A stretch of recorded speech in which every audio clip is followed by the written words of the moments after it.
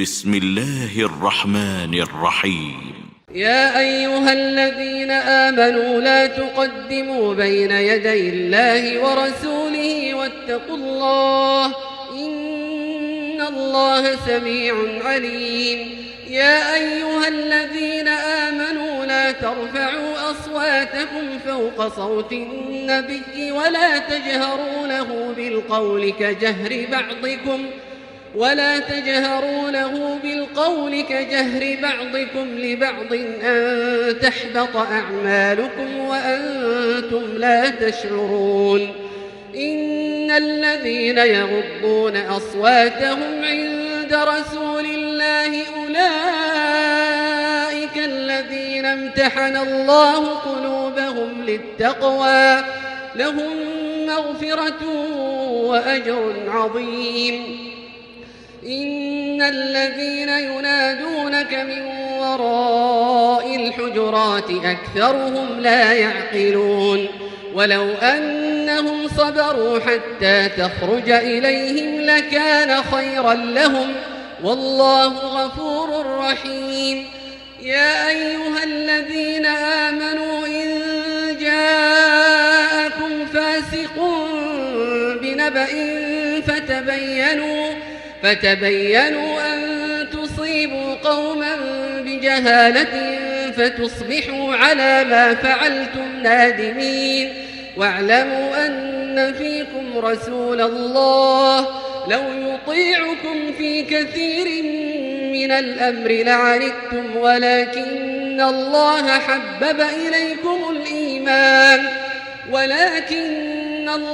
حبب إليكم الإيمان وزينه في قلوبكم وكره إليكم الكفر والفسوق والعصيان أولئك هم الراشدون فضلا من الله ونعمة والله عليم حكيم. وإن طائفتان من المؤمنين اقتتلوا فأصلحوا بينهما فإن بغت إحداهما على الأخرى فقاتلوا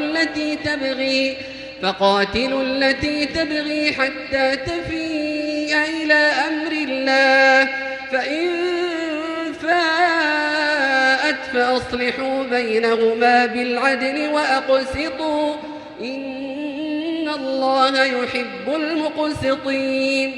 إنما المؤمنون إخوة فأصلحوا بين أخويكم واتقوا الله لعلكم ترحمون. يا أيها الذين آمنوا لا يسخر قوم من قوم عسى أن يكونوا خيرا منهم ولا نساء من نساء عسى أن يكن خيرا منهن ولا تلمزوا أنفسكم ولا تنابزوا بالألقاب بئس الاسم الفسوق بعد الإيمان ومن لم يتب فأولئك هم الظالمون.